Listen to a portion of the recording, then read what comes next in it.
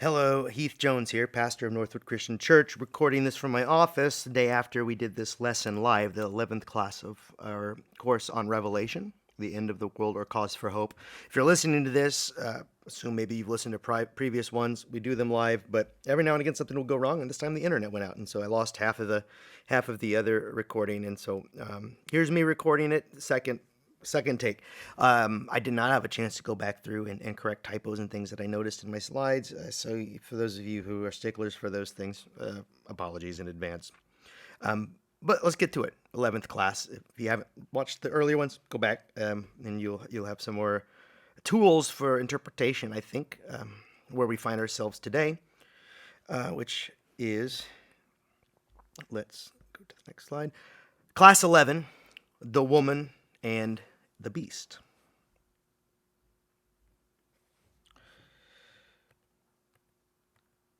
But first, a brief review. Last week, we considered the 10th and 11th chapters of Revelation, where we read of an angel with a little scroll and two witnesses who preach until they're killed and then are raised up and taken up into heaven. And we considered these illustrations in an attempt to understand what the apocalypse is meant to reveal to the first century church in Asia Minor.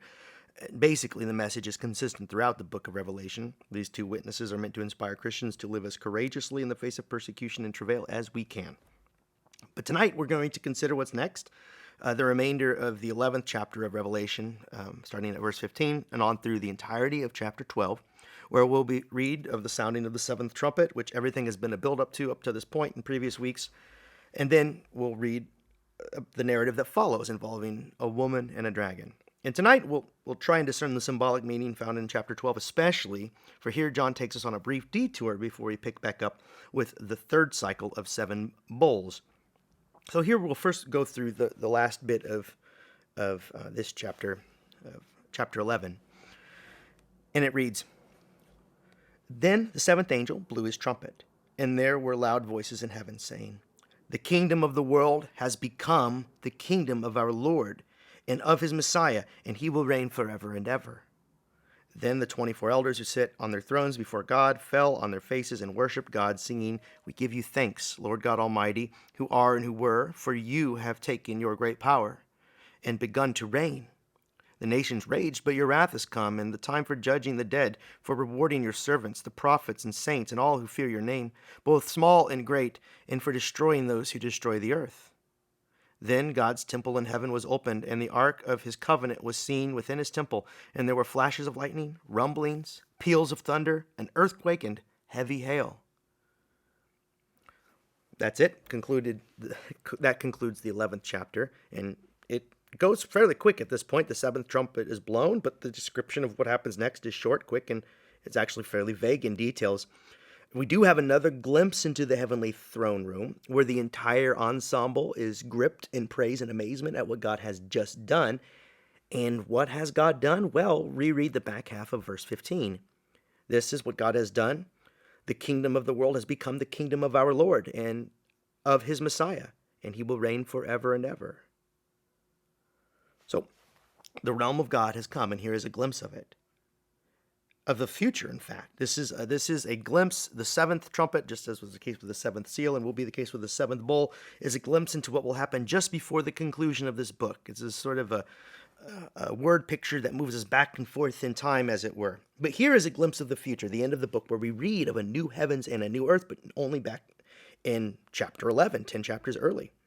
So while the conclusion of the opening of the seventh seal, there was silence in heaven, here we witness a heaven that is jubilant because God has completed the work. Just a different perspective on heaven's response than that of the cycle of 7 seals. And then the ark has now been returned to the temple. That is the most significant detail that's added to the heavenly throne room, because if you recall the old story, they lost the ark, and the ark was meant to represent or symbolize the presence of God, or actually to embody in some strange, mysterious way the very presence of God. So have the ark missing is to have the presence of God in a strange way ambiguous or perhaps lost, although we know that God can never be lost in that sense, but God's absence may be more present in those moments where you're surrounded by the icons that point you to him, this ark specifically. And now it is back in the throne room before the throne of God. signifying that God's presence is finally in the midst of the people and for good. Now, before we move on to chapter 12, I'll preface it with this quote from biblical commentator Brian Blunt from his what's the word I want? Commentary on Revelation. And I'll just preface it by first saying that the questions he raises, he believes are the questions that this next chapter, chapter 12, are trying to answer. So we're about to go into a segue before we come around to the next cycle of seven bowls. And on that chapter that we're about to, on the chapter we are about to consider, chapter 12, writes Blunt, why does Rome claim a lordship that belongs exclusively to God? Why cannot Rome recognize the true lordship of Christ? Why does Rome with such unmitigated violence resist those who witness to Christ's lordship? Why are the witnesses not protected by God? What set of circumstances has brought history to this point of apocalyptic conflict? As the attention of John's hearers and readers flickers between the perspectives of the seals and the trumpets, before he allows his narrative to flash over to the bowls, he pauses so he can answer those critical questions. He inserts the visions of 12:1 to 14:20. John takes the time to do what he should perhaps have done at the very beginning, provide the narrative rationale for the movement of his visionary plot. In short, the next word pictures are meant to give context to the struggle John has assumed since the beginning of his book. Why is all of this happening in the first place? Why are we in the midst of this struggle? And why do God's people find themselves enthralled to the empire of Rome and its ways? And to make the case, we're going to read the entirety of Revelation 12 right now, because I think that unlike other passages where we jump back and forth between different images, this one tells a narrative in a more concise way that moves in a linear fashion. So I think it's better for us to hear this read in total, and then we'll reflect on it after. So here goes, Revelation 12. A great portent appeared in heaven, a woman clothed with the sun, with the moon under her feet, and on her head a crown of 12 stars. She was pregnant and was crying out in birth pangs, in the agony of giving birth. Then another portent appeared in heaven, a great red dragon with 7 heads and 10 horns and 7 diadems on his heads. His tail swept down a third of the stars of heaven and threw them to the earth. Then the dragon stood before the woman who was about to deliver a child, so that he might devour her child as soon as it was born. And she gave birth to a son, a male child, who is to rule all the nations with a scepter of iron. But her child was snatched away and taken to God and to his throne. And the woman fled into the wilderness where she has a place prepared by God, so that there she can be nourished for 1,260 days. And war broke out in heaven. Michael and his angels fought against the dragon. The dragon and his angels fought back, but they were defeated, and there was no longer any place for them in heaven.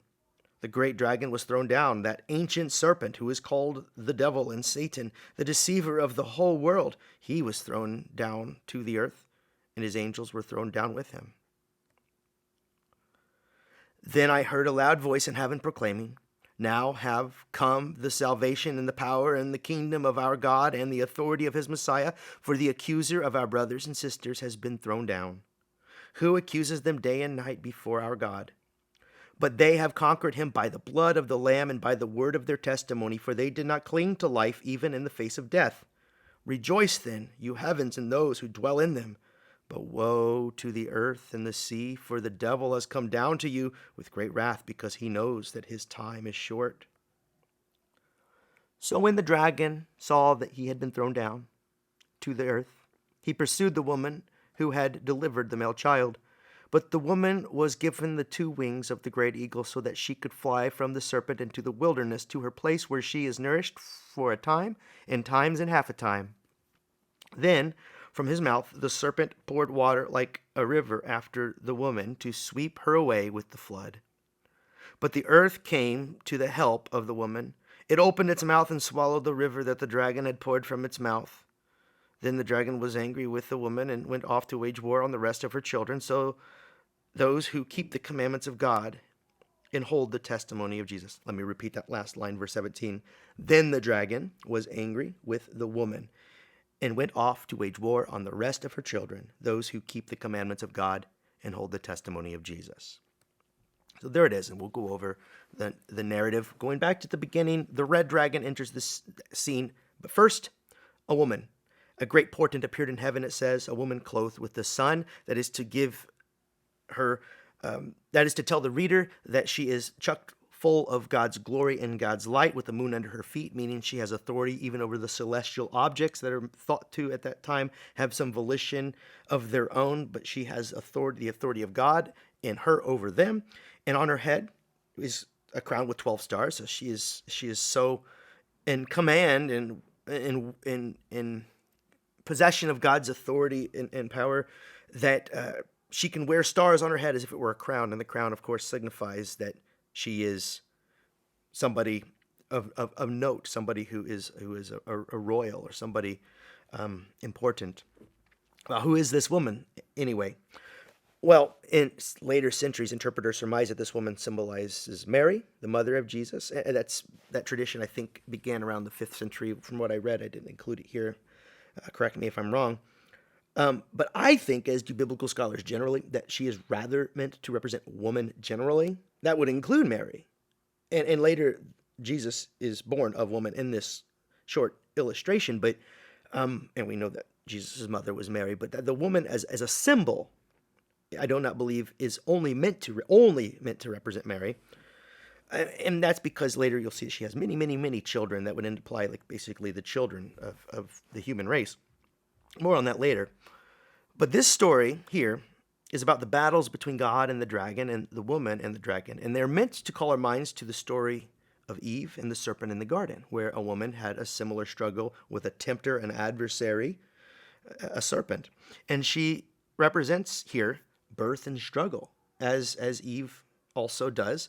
But more significantly, she represents, quoting Bryant Blunt here, the power of God to birth and build up the believing community.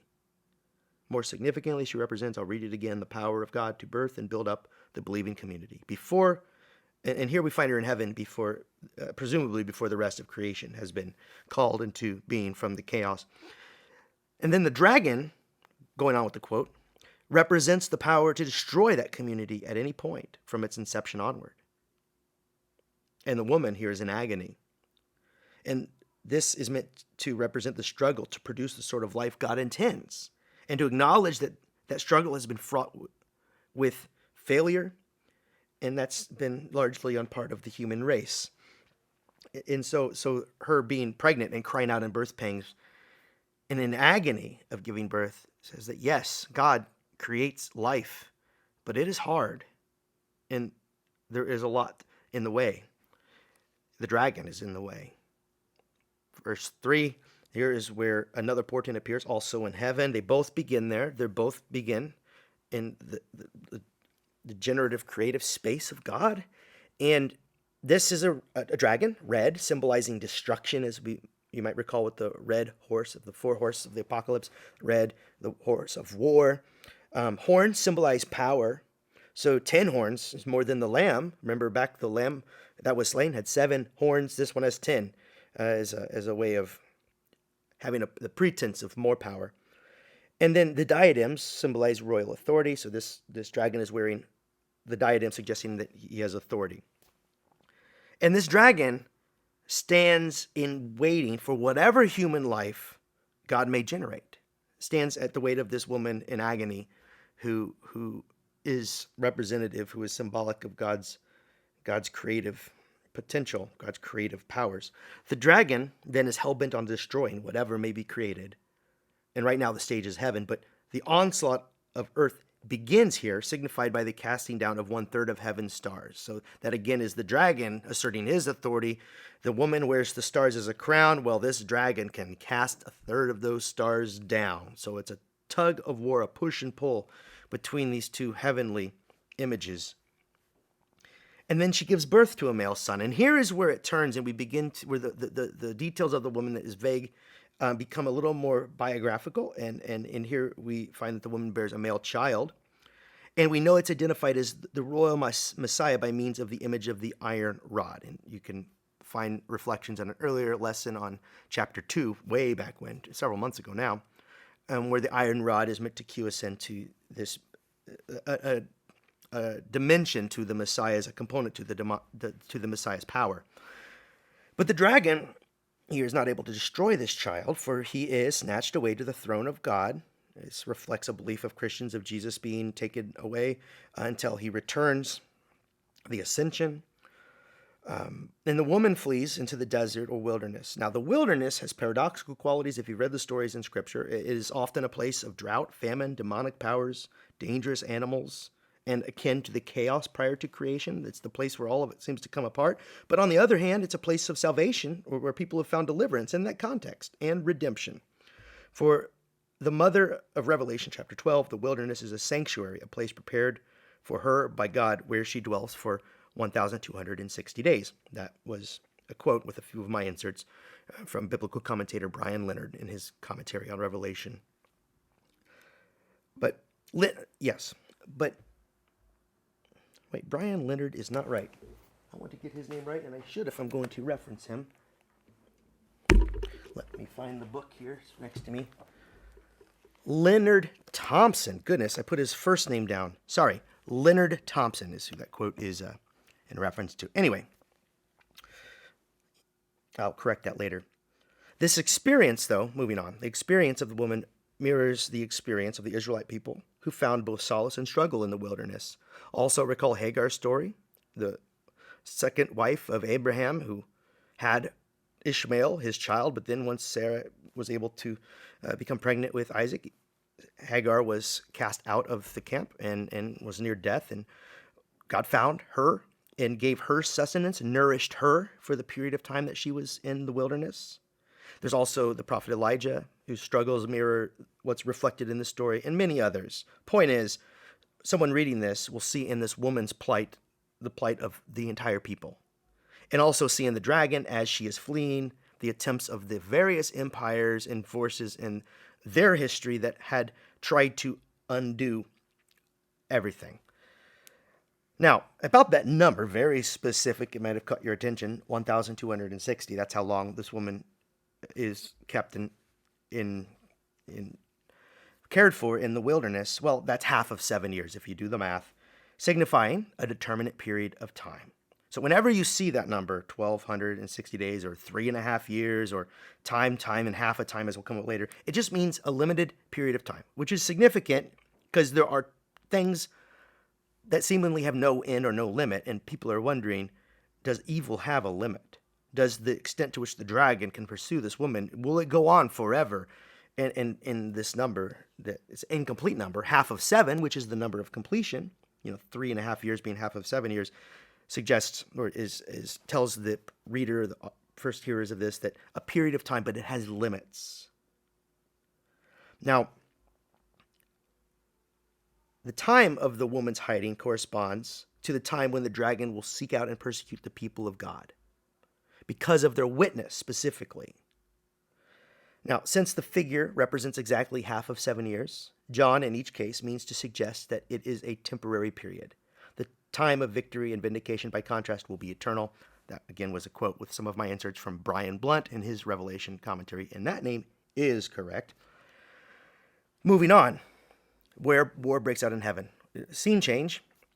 And this is the only time the angel Michael is mentioned in Revelation, and in fact, he's not given any introduction, so he's not mentioned here, but one can assume that the original audience would have been aware of the stories that surrounded him. But his mention in the Christian canon, the Christian scriptures, is sparse. The only other mention is in Jude, verse 9. And that's where he's mentioned as someone who's guarding the body of Moses. Anyway, he's featured more prominently in the Old Testament, the Hebrew writings, and even the apocryphal writings that came in the centuries after what we think of as the Jewish and Christian canons of the Hebrew writings. And so this character, Michael, was known to the people, obviously, because he's dropped in without any introduction, but he's featured far more prominently, as I was saying, in the book of Daniel, where he fits a similar role. He's defender of the people in that context, but in Revelation chapter 12, he defends heaven. So, to quote Brian Blunt again, Michael represents God's combatability in the same way that the woman represents God's procreative potential. God far surpasses the dragon and therefore need not engage him directly. God's subordinates can do the job. And there is another point that maybe should have been made earlier in this course, perhaps even months ago, about why is it that everything is being delegated here to messengers who, come with trumpets, to carrying scrolls, and why does God have all of these middle people doing the work? Well, it's to show that not only is God in control and sovereign, but even God's helpers, those in the heavenly courts, have been endowed with enough of God's glory and splendor, have been given enough of the authority and power to do, even against the dragon, the penultimate evil, what needs to be done. So you might read that and take comfort that God is so great that, should we come to a moment where the last resort is God going out to meet evil where it finds us, we may be in a bad situation when it comes to that, because there are many of us filled with God's grace and love who can be called to similar purposes. And here Michael, in a cosmic sense, is called to that, one of God's subordinates doing the job. And the dragon and his forces are defeated, at least in heaven. But now the great dragon has been cast down to earth, where he will continue to attempt to destroy what God creates, especially what is made in God's image. Now, verse 9 goes out of its way to make sure we know who the dragon is. The identity of the dragon revealed, quoting, "It is the ancient serpent." Now, John uses the definitive article, "the serpent," because he assumes his hearers and readers will recognize this figure from their traditions. Quoting Brian Blunt here again, "The ancient serpent was the deceiver of the entire world. His deception of Adam and Eve in the Garden of Eden led to the sinful separation of the entire world from its intended relationship to God." You can read about that in Genesis chapter 3. As punishment for that deception, God promised perpetual enmity between the spawn of the seed, rather, or sperma in the Greek, of the woman and the seed of the serpent. This explains why, when John chooses to describe the hostility between the dragon and the woman's children, he surprisingly refers to her children with the same term, sperma, that is primarily used to designate a male's offspring. The battle between the church and the dragon is the eschatological result of the primordial conflict initiated by the serpent's deception. Now, we have, this is part of the flow, but a short break in a way, where the heavenly hosts surrounding the throne room break out into choruses, and that's what is recorded here. A reflection on what God has done and what God is about to do and what has happened and what is happening on earth. First is, you should think of this as a hymn that is sung more or less in something like a monotone sort of I don't know what the word is I'm looking for, but not a lot of ups and downs or melody, but still in a singing voice. And heaven is rejoicing here at the casting out of the great dragon and the forces of heaven. But then they have a lament for the earth, as its creatures are going to be left to struggle against humanity's ancient foe. Now, this is the readers, ours, or the ancient readers too. That's our equivalent of the status quo, the world as we know it, described here in the back half of verse 12. "But woe to the earth and the sea, for the devil has come down to you, and don't we know it?" However, verse 11 reiterates what the reader or hearer of this letter should already know by now, that the witness of Jesus, in spite of it, his willingness to confront and not conform to Rome's imperial demands, even unto his death, and the continued witness of the saints, defeat this dragon, defeat Satan. The message to the church here is, you too should confront and not conform to Rome's imperial demands. Instead, be willing to be a witness like Jesus, the slain lamb. Now, because of the witness of Jesus and the church and the authority given them over evil by God, the evil on earth will not last forever. And this is signified by the very last line that reminds us that the time will be short. This is common in Revelation. Almost nonstop are these themes of hope punching through. And there's one little nod to that right there, because the time will be short when the dragon will be able to wreak destruction on earth. But in the meantime, and that's what we find in verses 13 through 17. And so the dragon thrown down to earth, and then decides to pursue the woman who had delivered the male child. After the heavenly hymn, this narrative picks up. And the dragon's struggle against the woman, or by now I'm going to assert that she also symbolizes the church because she had the Messiah and then many other offspring, and we see ourselves as brothers and sisters of Jesus. So this woman and her offspring are meant to symbolize the church. She is being the source of the church, or God's generative power to create something like a church. And the dragon's struggle against this woman continues, but so too does God's divine protection, even on earth. She's given the wings of that eagle we read about a few chapters back, but also referenced in various Psalms and in Isaiah chapter 40, where we read how we will be caught up on the wings of eagles as a way of assuring us that when things are terrible, that God will make a way for us. God will hold us. And we find that theme here as this woman who is being assailed by the dragon is given this divine protection even on earth. Point is, the church has God with us, helping us, seeing us through. Those, we have the wings. The theme of finding solace in the wilderness, though, is repeated. It's almost a repeat of what happened back in verse 6. And here, for the umpteenth time, is the message to the church. God will keep you, and your time in the wilderness will not last forever. Or more relevant to Revelation's first audience, the reign of Rome and all other human governments that would assume God's authority, they are limited. Now we come to the end, where the dragon, frustrated in verse 15, that he cannot get to the woman. Even when he spews out a torrent of water, the earth comes to her aid. So it's as if even when things seem, even in a time where even it seems that nature is turned against all of it, the human race and God's efforts to cultivate life, and there is suffering, never forget that it is not all lost, and that that all of God's creation from the top down is in its way working towards and striving towards what God is calling it to. And here we see the earth brought into the story as a partner with the woman, with the church, in helping. And I wonder how the church might continue to partner with the earth, and not like this metaphorical way, like as if it were personified, but using the gifts that it has for the glory of God. Anyway, I digress.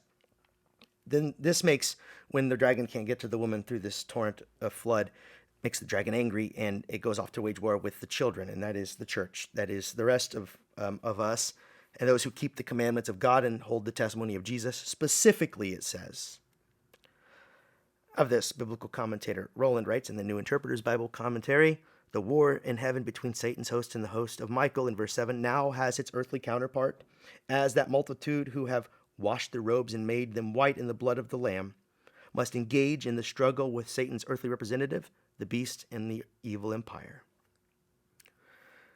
So this last verse tells us what we already know.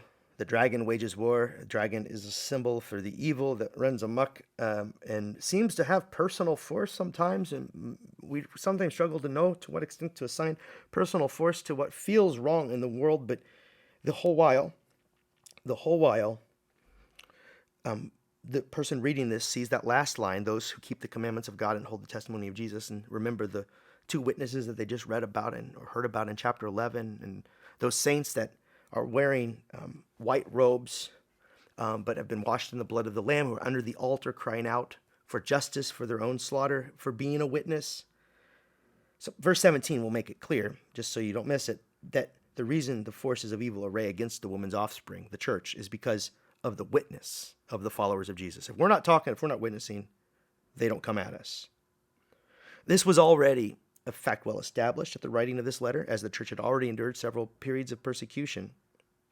Of this, Brian Blunt writes, according to chapter 2, verses 26 through 27, those who keep to this way of witnessing will conquer and thereby find themselves tasked with the same role as that of the Messianic Son, the shepherding of the people with an iron rod.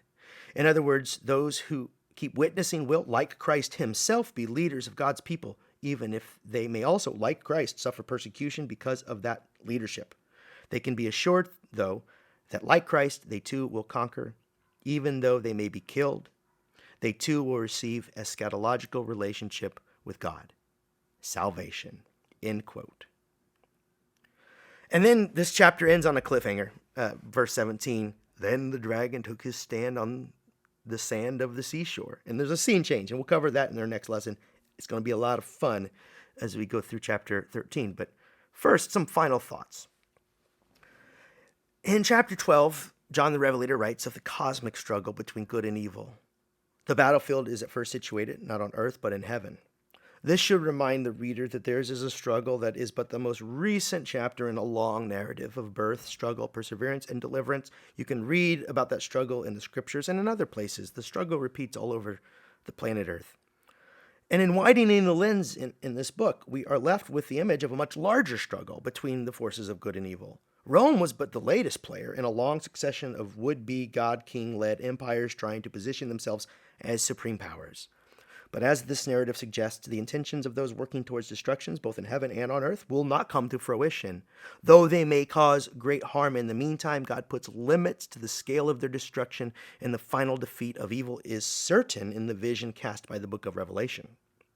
Readers in any age can find encouragement, too, as we face our own challenges in these times. The metaphorical dragons we fight in the year 2024, the most recent chapters in the cosmic struggle, will not overwhelm God's creation or the human race. That is a claim made in faith and in hope. And it is the claim made by this book of Revelation. And I conclude these lessons with a moment for questions or comments. And since I don't have a live audience here, I suggest that you send those questions or comments in, please. That would be great to hear from you about what you think of these lessons. Some suggestions for feedback, positive criticism, constructive criticism, I should say. So send me in your questions, and that would be great. My email is my name, Heath, Heath, at ndynccc.org. That's Heath at ndncc.org. And I'll leave you to it. And thank you for this time, and I would hope to hear from you soon. And the next lesson will be on February 21st of 2024. If that is passed by the time you hear this, well, then go check out that video. If not, look in anticipation for its release shortly after that date. God bless.